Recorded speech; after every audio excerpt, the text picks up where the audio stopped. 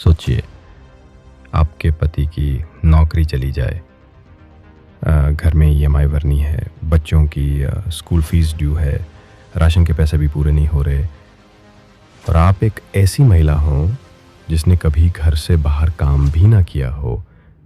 क्या आप हार मान लेंगी या फिर एक नई शुरुआत करेंगी? ये कहानी है पुणे की मीनल जैन की, एक साधारण सी गृहिणी जिनकी पहचान कभी बस एक हाउसवाइफ तक सीमित थी, लेकिन आज वो एक 1.5 करोड़ का टर्नओवर वाली टिफिन कंपनी की फाउंडर हैं।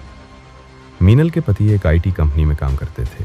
जिंदगी ठीक ठाक चल रही थी, ईएमआई, खर्चे, बच्चों की पढ़ाई, सब समझ रहा था। लेकिन फिर आया 2020 का लॉकडाउन। एक सुबह पति ने कहा, मेरी कंपनी बंद हो गई, मुझे नौकरी से निकाल दिया गया है। घर में एकदम सन्नाटा छा गया। बच्चे कमरे में बैठे थे और मीनल सोच रही थी अब क्या होगा।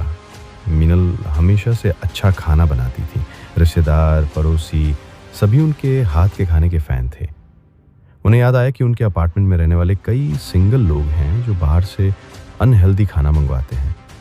यहीं से उनके दिमाग में एक आइडिया आया, क्यों ना घर से ही टिफ़िन सर्विस शुरू करूं। शुरुआत बहुत छोटी थी। उन्होंने 3 पड़ोसियों से बात की, मेन्यू में रखा 2 सब्जी, 4 रोटी, दाल चावल और सैलेड। दाम रखा सिर्फ 80 एक टिफ़िन का। पहले महीने सिर्फ 1200 रुपये की कमाई हुई। लोगों ने बोला, घर की भाभी क्या बिजनेस करेंगी? लेकिन मीनल ने हार नहीं मानी। धीरे धीरे बन गई एक टीम और ब्रांड। ग्राहकों की संख्या बढ़ने के लाकर उन्होंने एक सहेली को साथ में जोड़ा, फिर एक हेल्पर कुक रखा और एक कॉलेज स्टूडेंट को डिलीवरी बॉय बनाया। अब दिन में 40-50 टिफ़िन जाने लगे।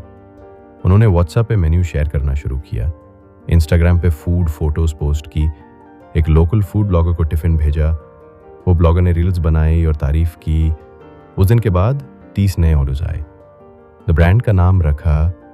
घर का खाना सिर्फ एक टिफ़िन सर्विस नहीं रही, बल्कि एक इमोशन बन गई।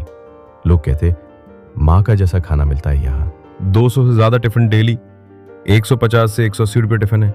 एक सेंट्रल किचन, 12 लोगों की टीम, स्विगी और जोमेटो पे लिस्टेड, 1.5 करोड़ पे सालाना टर्नओवर, महाराष्ट्र सरकार से वुमेन एंटरप्रेन्योर अवार्ड, कई न्यूज़ चैनलों पे फीचर। महिलाएं उनसे प्रेरणा लेने लगी।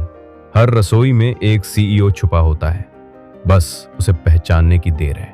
आपके पास भी कोई आइडिया है तो आज ये एक्शन लीजिए। लाइक कीजिए अगर ये कहानी आपको प्रेरणा देती है। सब्सक्राइब कीजिए माइंड टू मनी को ऐसी ही कहानियों के लिए, और कमेंट में बताइए अगर आपके पास 500 रुपए हो तो आप क्या शुरू करना चाहेंगे।